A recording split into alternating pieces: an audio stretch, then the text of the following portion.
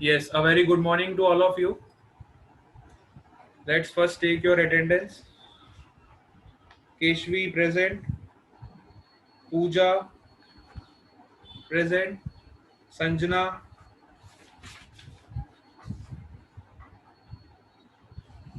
Tanushri Joshi,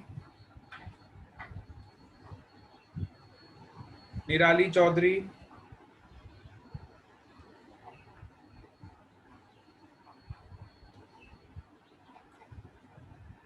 Dhruv,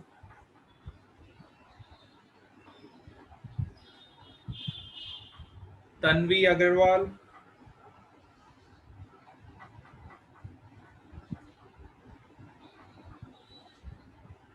Mayur,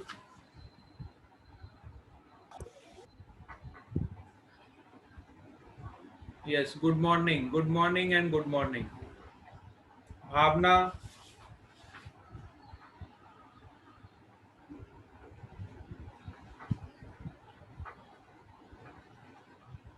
Patel Om, Aditya Singh, Steffi Gamit,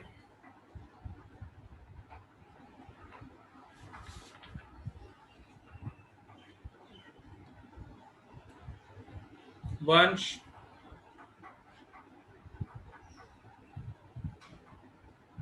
Priyanka, Bhumika Goyal, Abhishek Patil, Kosh,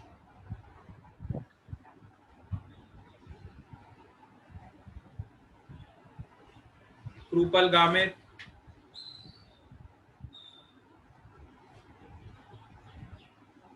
Angel Gamit,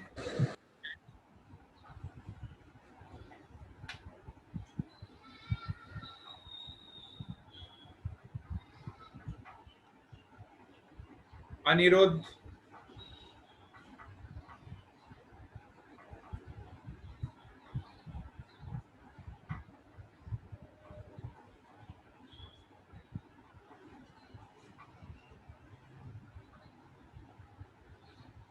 Sahil Sheikh,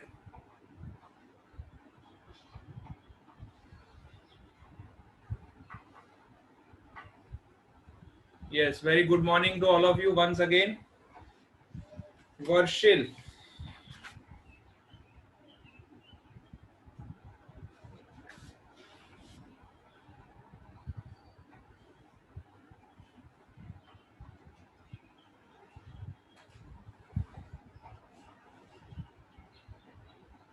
Darshnika Gamit,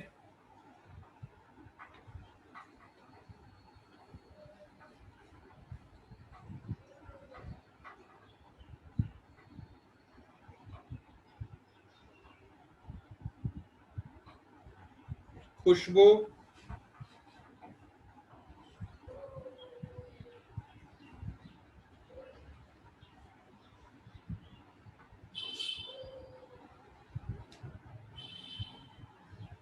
चलो ठीक है.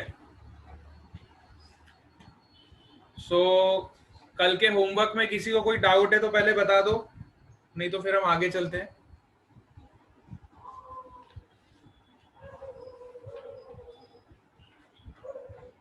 कल के homework में किसी को कोई भी डाउट है then let me know.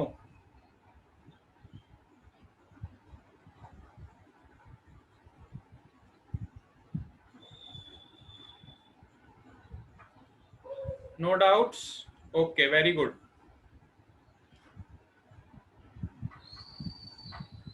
No doubts, okay.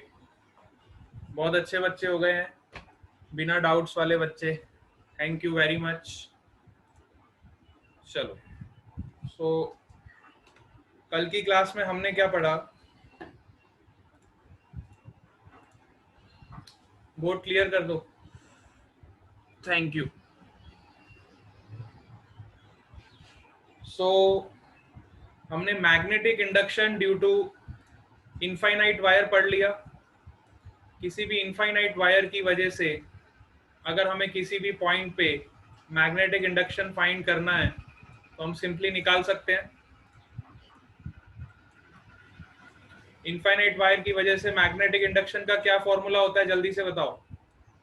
Yes, अब सबको आना चाहिए। इनफाइनाइट वायर की वजह से मैग्नेटिक इंडक्शन कितना आता है? B is equal to mu naught I upon 2 pi r। This is the magnetic induction due to infinite wire. Semi infinite wire के लिए हमने क्या देखा था? Yes, very good, mu naught I upon 2 pi r। Semi infinite wire के लिए क्या answer आया था आपका? ये सब कलम पढ़ चुके हैं। सेमी इनफाइनाइट वायर के लिए क्या रिजल्ट मिला था हमको?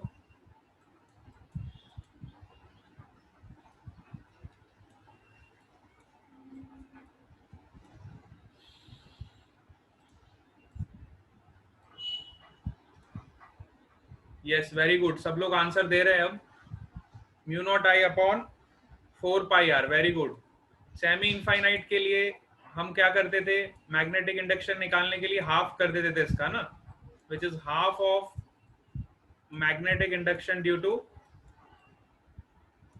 Infinite wire. ठीक है, this is semi infinite.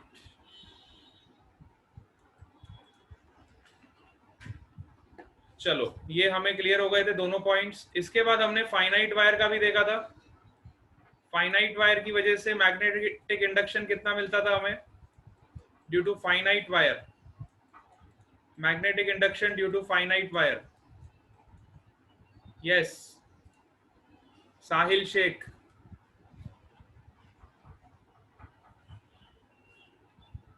Mu naught I upon 4 pi r।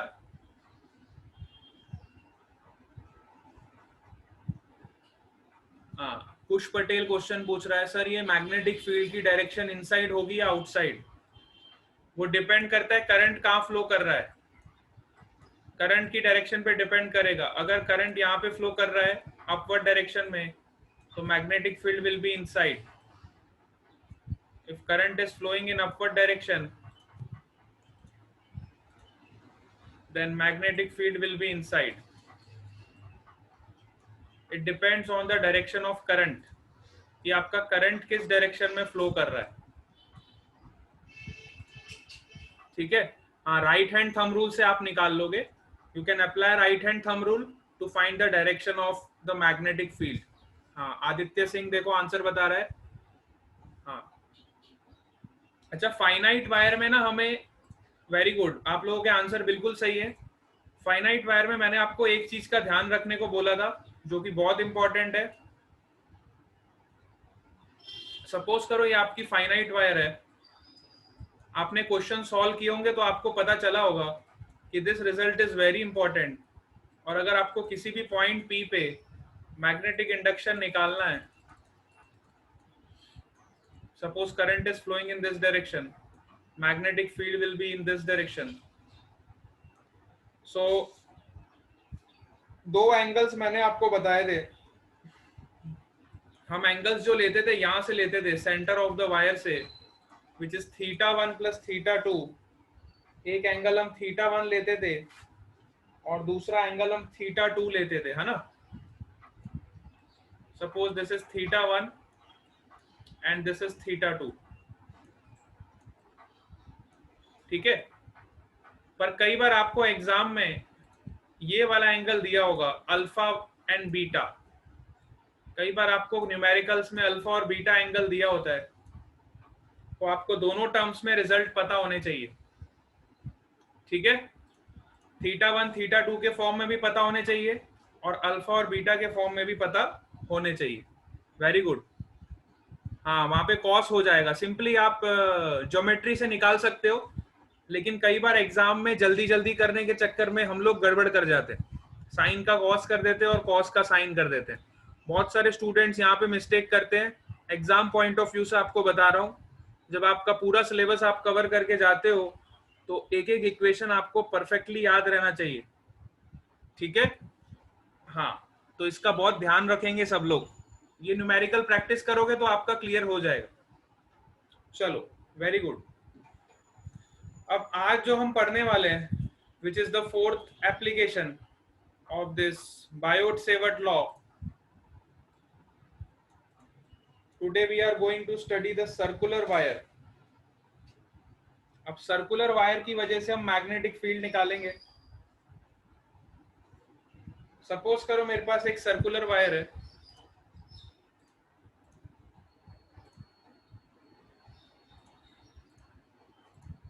Let's say this is my circular wire and current is flowing in this direction.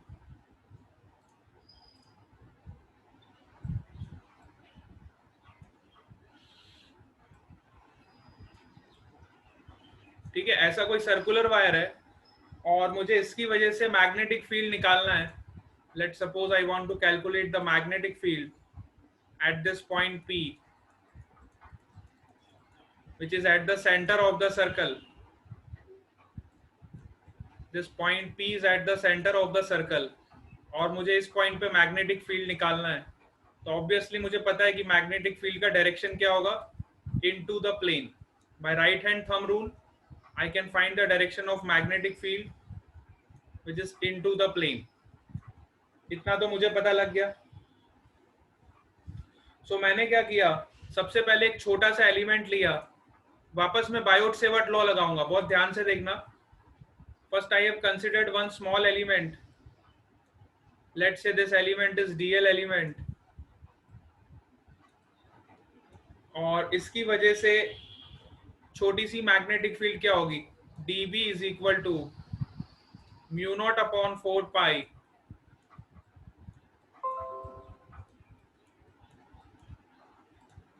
I times DL cross R, है ना.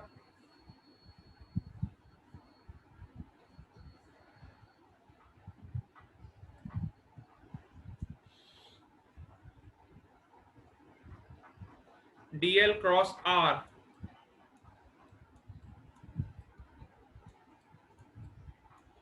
Upon R cube.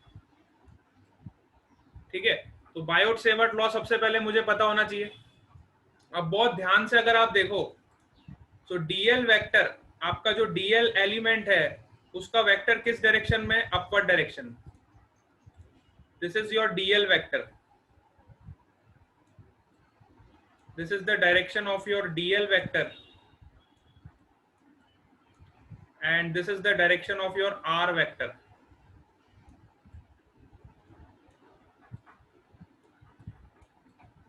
You can see that the angle between both the vector is 90 degree.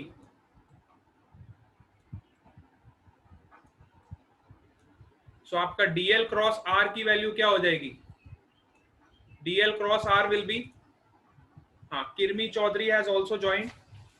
अच्छा, DL cross R की value क्या हो जाएगी बताओ, simple diagram देख के बताओ. बहुत सिंपल सा एप्लीकेशन है बायोट-सेवर्ट लॉ का.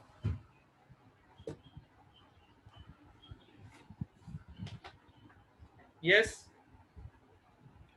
हाँ, DL R sin 90, very good, है ना.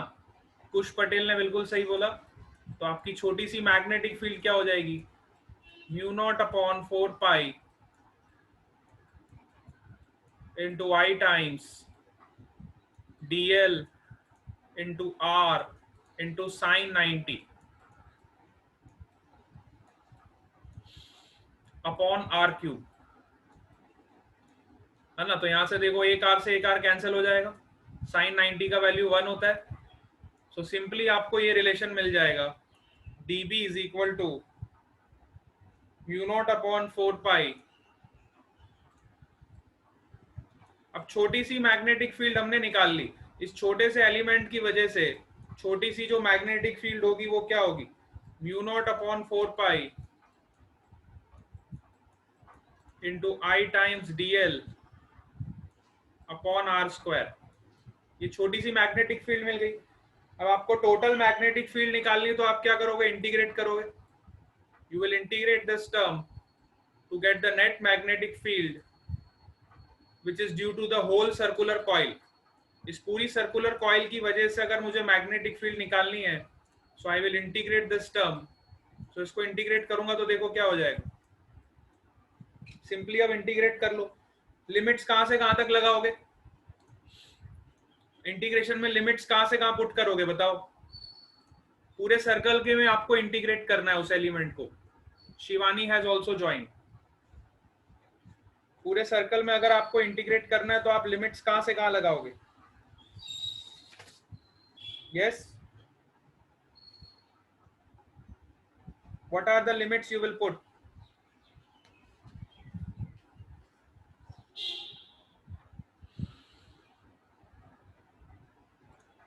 अरे करंट में आप एलिमेंट को इंटीग्रेट कर रहे हो ना, आपका वेरिएबल क्या है? DL. First find your variable, this is your variable. तो डीएल लेंथ को कहां से कहां इंटीग्रेट करूंगा मैं? 0 से लेके पूरा सरकमफेरेंस चलूंगा। तो पूरा सरकमफेरेंस इसका कितना होगा? 2 pi R. So I will integrate this from 0 to 2 pi R. 0 से लेके 2 पाई आर तक मैं इसको इंटीग्रेट करूंगा पूरे सरकमफेरेंस के अक्रॉस। इसको मैं कैपिटल आर ले लेता हूं। Let's say the radius of this circle is capital R. Capital R लो स्मॉल आर लो, उससे फर्क नहीं पड़ेगा। मैंने स्मॉल आर लिया तो मैं स्मॉल आर ही ले लेता हूँ, ठीक है। तो आप इसको 0 से 2 पाई आर तक इंटीग्रेट करोगे, है ना? Very good. बस अब आप इसको सॉल्व कर दो, आपका आंसर आ जाएगा। तो यहां से आपकी मैग्नेटिक फील्ड कितनी आ जाएगी? Mu naught upon 4 pi, I is your constant, R square भी आपका कांस्टेंट है, रेडियस आपका कांस्टेंट है ना, सो आर स्क्वायर भी आपका कांस्टेंट है। तो आपको खाली इंटीग्रेट करना है डीएल को from 0 to 2 pi are.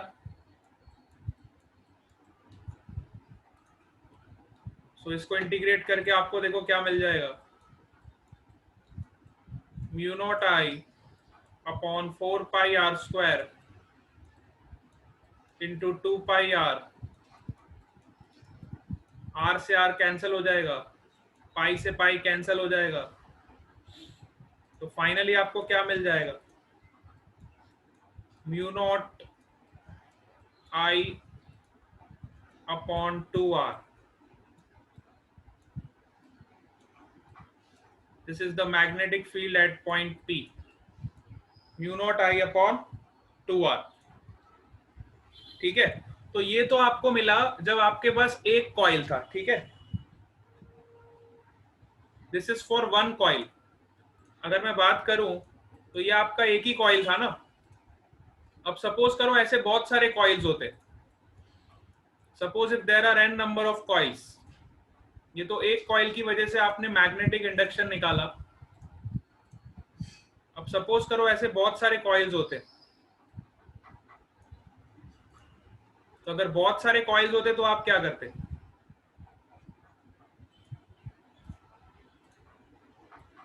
Suppose there are n number of coils. If there are n number of coils,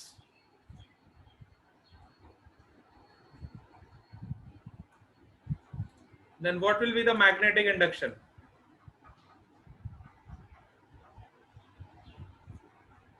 If there are n number of coils,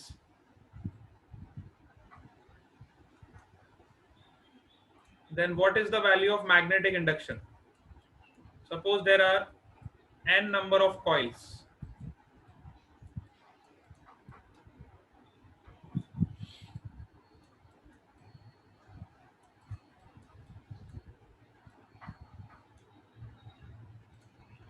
है ना, तो उसको n से मल्टीप्लाई कर दो। Very good, Darshanika is very right. अगर n number of coil है तो इस इक्वेशन को आप n से मल्टीप्लाई कर दोगे। So your magnetic field due to n number of coils at this center will be n times mu naught I upon 2r. This result is very important. We will use this standard result to solve the numericals, है ना। For n number of coils, we will multiply this result with n. तो देखो ये Biot Savart law का आपने एक और application देख लिया। अल्टीमेटली हमने बायोट सेवर्ट लॉ ही लगाया। अगर आपको बायोट सेवर्ट लॉ को प्रॉपरली लगाना आ गया, सो आप किसी भी एलिमेंट पे उसको अप्लाई कर सकते हो, ठीक है, तो this result is also very important. चलो अब मैं आर्क नेक्स्ट एप्लीकेशन पे जाते हैं। This was the application number 4। अब नेक्स्ट फिफ्थ एप्लीकेशन देखो, बायोट सेवर्ट लॉ का। Chaudhary Deep has also joined, very good. चलो अब फिफ्थ एप्लीकेशन देखते हैं बायोट सेवर्ट लॉ का, वेरी गुड केशवी राणा। 4 एप्लीकेशन अभी तक हमने पढ़ लिए, 5वां एप्लीकेशन भी देख लो इसका। सपोज करो हमारे पास कोई आर्क है इस तरह की, and current is flowing in this arc, and if I want to calculate the magnetic field at this center, at the center of the arc, so center of the arc पे अगर मुझे magnetic field निकालनी है तो मैं क्या करूंगा? Suppose करो ये एंगल बना रही है कुछ 5, this is making an angle 5 at the centre of the circle. इसका एंगल कितना बन रहा है? 5 एंगल ये सेंटर ऑफ द सर्कल पे बना रही है, ठीक है। सो अभी अभी हमने पढ़ा कि पूरी सर्कुलर कॉइल की वजह से, अगर हमारे पास पूरी कॉइल होती थी तो उसकी वजह से मैग्नेटिक इंडक्शन कितना होता था? Mu naught I upon 2r। अगर हमारे पास पूरी कॉइल होती थी, सपोज करो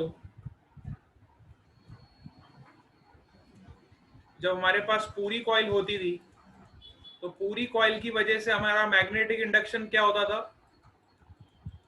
mu naught I upon 2πr, mu naught I upon 2r, है ना। सपोज करो यहाँ पे पूरी कॉइल होती, सो पूरी कॉइल की वजह से आपका मैग्नेटिक इंडक्शन कितना होता सेंटर पे? Mu naught I upon 2r। तो हम बहुत सिंपल सा रूल लगाएंगे, जब mu naught I upon 2r इसका मैग्नेटिक इंडक्शन होता था तब सेंटर पे एंगल कितना बनता था? तब सेंटर पे एंगल बनता था 2π। पूरा सर्कल आप रिवॉल्व करते थे, तो पूरा सर्कल जब आप रिवॉल्व करते थे तो आपका एंगल कितना बनता था? 2π। So you can simply use unitary method. बहुत सिंपल सा मेथड है, आपको फिर से इंटीग्रेशन करने की जरूरत नहीं पड़ेगी। You can use this method. जब 2π एंगल बन रहा था तो मैग्नेटिक फील्ड कितनी थी? Mu naught I upon 2r। अब जब फाई एंगल बन रहा है, अब कितना एंगल बन रहा है? Phi.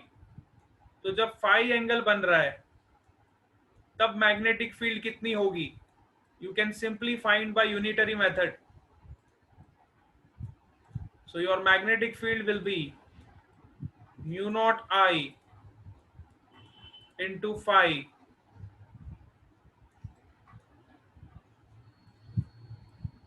mu naught I upon 2r into phi divided by 2π.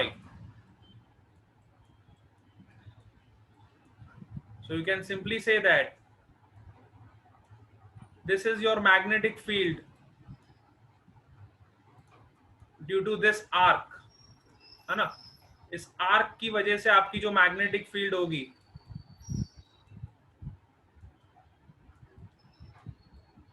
वो कितनी हो जाएगी? Mu naught I upon 2r into phi upon 2π. This is the magnetic field due to arc. ठीक है, तो यहां से आपको ये मैग्नेटिक फील्ड मिल जाएगी। ठीक है, बहुत सिंपल है, हमें फिर से इंटीग्रेशन करने की जरूरत नहीं है, हम यहाँ पे यूनिटरी मेथड अप्लाई कर सकते हैं। ठीक है, यहां तक सबको क्लियर है? नहीं, अभी हम टॉरॉइड वॉरॉइड की बात नहीं कर रहे हैं। टॉरॉइड पे जब हम जाएंगे तब मैं आपको बताऊंगा। हाँ, लेकिन ये सारे जो कंसेप्ट है आपको वहां पे यूज होंगे। अभी हम आगे सोलेनॉइड पढ़ेंगे, टॉरॉइड पढ़ेंगे, तो वहां पे ये सारे कंसेप्ट हम यूज करेंगे। तो हमें स्टेप बाय स्टेप आगे चलना है, ठीक है। We use all this concept when we study solenoid as well as toroid. चलो अब कुछ एग्जांपल्स करते हैं इसके। सपोज करो आपको ऐसा कोई क्वेश्चन दिया हो कि find the magnetic field, let's say this is your coordinate y, this is your x coordinate and this is your z coordinate, ठीक है। आपको इस तरह से कोई क्वेश्चन दिया हो और आपको बोला हो find the magnetic field,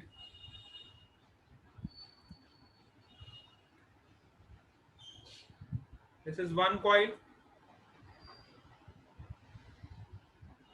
this is another coil,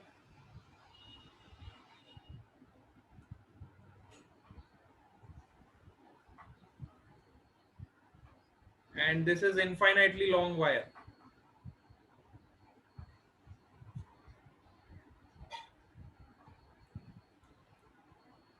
Let's say this is your y axis,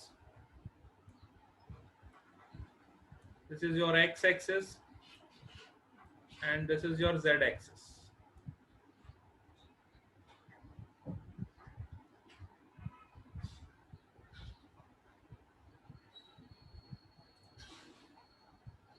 मैं इसको थोड़ा मॉडिफाई कर देता हूं।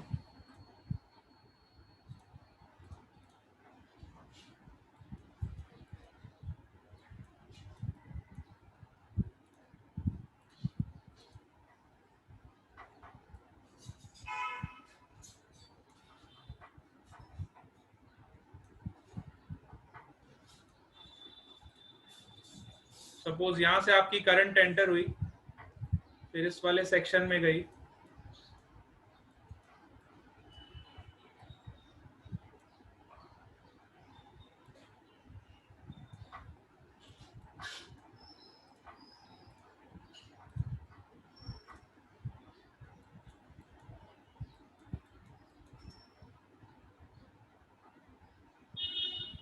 ठीक है। अब आपको बोला गया कि find the magnetic field at this point O,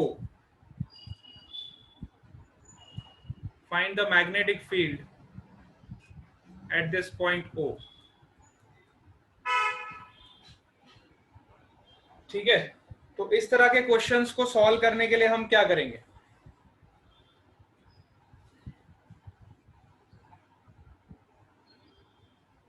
इस तरह के क्वेश्चंस को सॉल्व करने के लिए हम क्या करेंगे, तो सबसे पहले हम इसको सेक्शंस में डिवाइड करेंगे। पहले हम ए बी की वजह से मैग्नेटिक फील्ड निकालेंगे, ये आर्क की वजह से, फिर बी सी की वजह से निकालेंगे, फिर सी डी की वजह से निकालेंगे, और फिर डी ई की वजह से निकालेंगे। This is your infinitely long wire. इस तरह से आप इसको अलग अलग सेक्शंस में डिवाइड करो। अब अगर मैं फर्स्ट आर्क की बात करूं ए बी की, तो ए बी की वजह से मैग्नेटिक फील्ड क्या होगा बताओ, सेंटर पे, which is due to magnetic field due to AB is a vector quantity plus magnetic field due to BC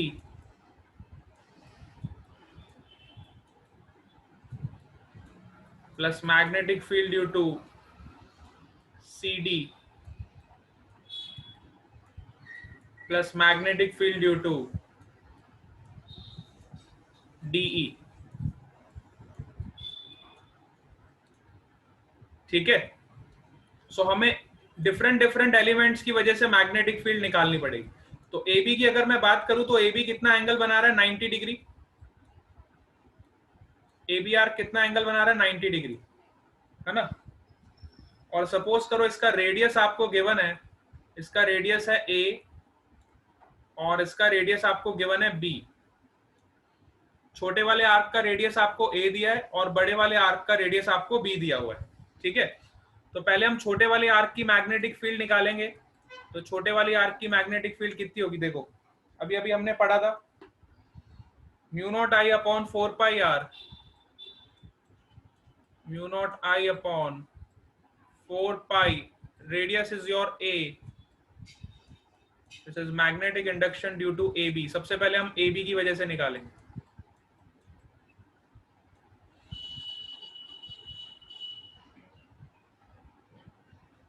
into 5 कितना लोगे आप, π/2. Your angle will be 90 degree, so you will write π/2. So देखो pi से pi cancel हो जाएगा. What is the direction? अब direction कैसे निकालोगे? तो राइट हैंड थंब रूल लगाओगे, करंट की डायरेक्शन में अपनी फिंगर्स को कर्ल करोगे, you will see that your thumb will be pointing in negative Z direction.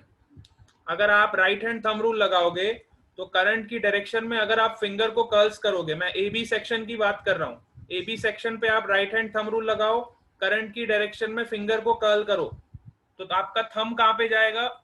Your thumb will B pointed towards negative of z axis, means minus k cap. This will be the direction of the magnetic field. फिर हम निकालेंगे BC section की वजह से. तो BC की वजह से जो मैग्नेटिक फील्ड होगी वो क्या हो जाएगी? जीरो हो जाएगी, क्योंकि कोई मैग्नेटिक फील्ड नहीं होगी ना, क्योंकि वो इसी पॉइंट पे लाई कर रहा है. ये वाला जो एलिमेंट है वो सेंटर पे ही लाई कर रहा है, तो इसकी वजह से कोई भी मैग्नेटिक इंडक्शन नहीं होगा. बीसी सेक्शन की वजह से आपका मैग्नेटिक इंडक्शन क्या हो जाएगा? जीरो.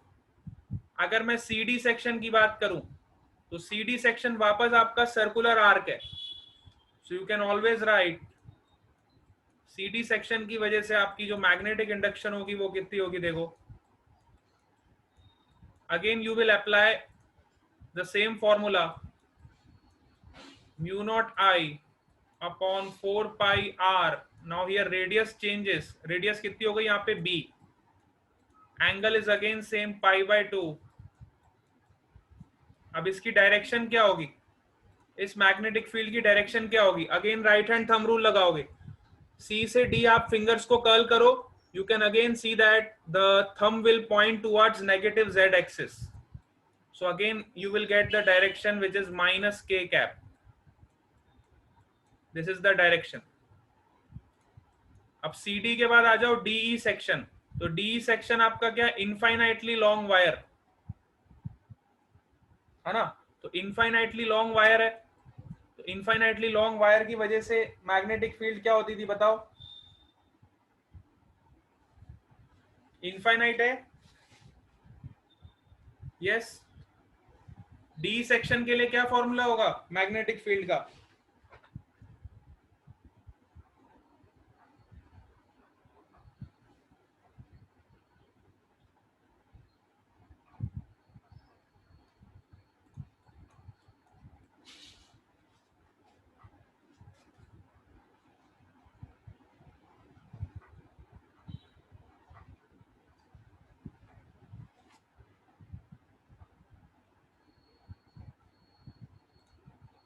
सेमी इनफाइनाइट है. हाँ सेमी इनफाइनाइट है, वेरी गुड.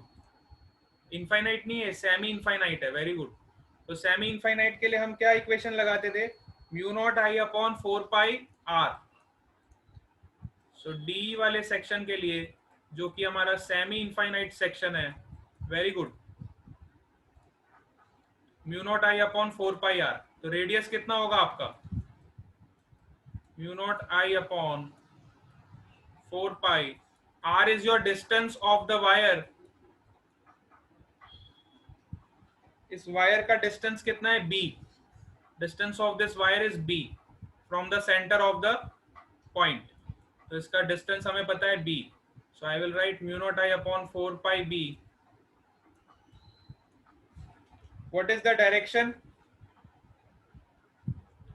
अच्छा डायरेक्शन क्या होगी बताओ? अब डायरेक्शन आप बताओ.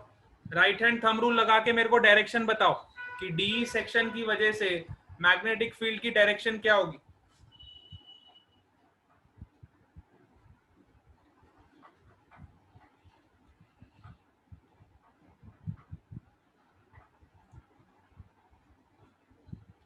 Inside the plane.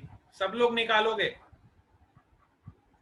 बेटा. राइट हैंड थंब रूल सबको लगाना आना चाहिए. अब सब लोग अपना राइट हैंड निकालो, थंब को लेके जाओ डी के अलोंग. देखो आपकी कर्लिंग फिंगर्स किधर जा रही है? कर्लिंग फिंगर्स आपकी जा रही है नीचे की तरफ. नीचे की तरफ कौन सी एक्सिस है आपकी? Minus J cap. Negative Y axis में जा रही है आपकी फिंगर्स. ध्यान से देखो, डी की तरफ जब आप अपने थंब को ले जाओगे तो नेगेटिव वाई एक्सिस में आपकी कर्लिंग फिंगर्स जाएगी. Curling fingers will directed towards negative Y axis. ध्यान से देखो, अप्लाई करके देखो सब लोग, है ना? नहीं समझ आया? थंब को इधर रखो, थंब को इधर प्लेस करो, तो देखो आपकी कर्लिंग फिंगर्स जो होगी वो इस डायरेक्शन में जाएगी। अगर आप थंब को इस डायरेक्शन में प्लेस करोगे तो आपकी curling fingers will bend in this direction.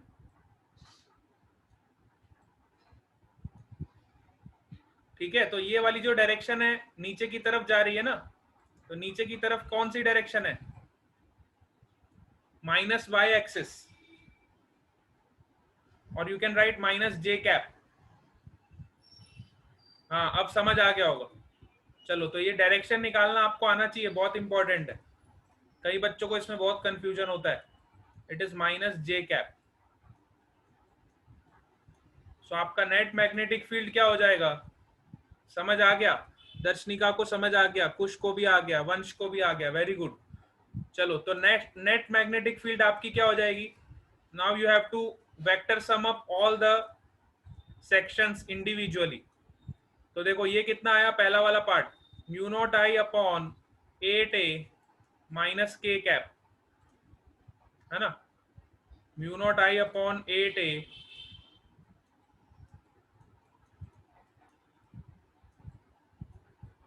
Minus K cap. तो माइनस के कैप और माइनस के कैप वाले को ऐड कर दो,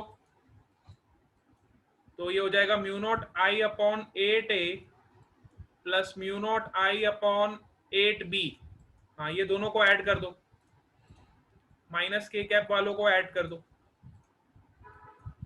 plus mu naught I upon 8 times b। इसकी डायरेक्शन क्या है? Minus K cap.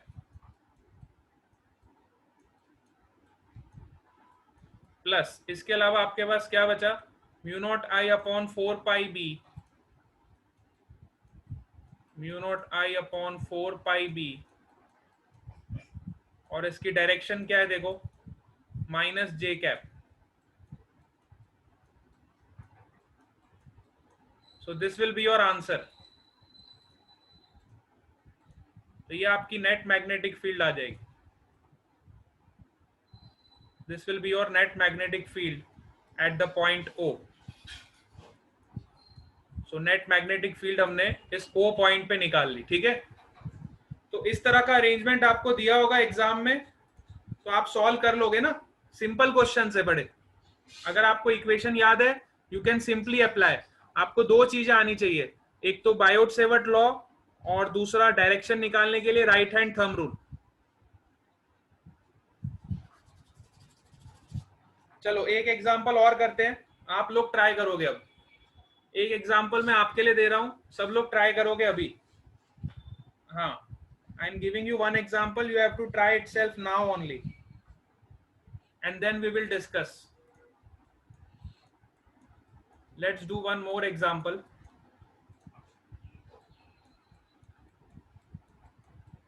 सपोज करो आपको इस तरह का कोई अरेंजमेंट दिया है,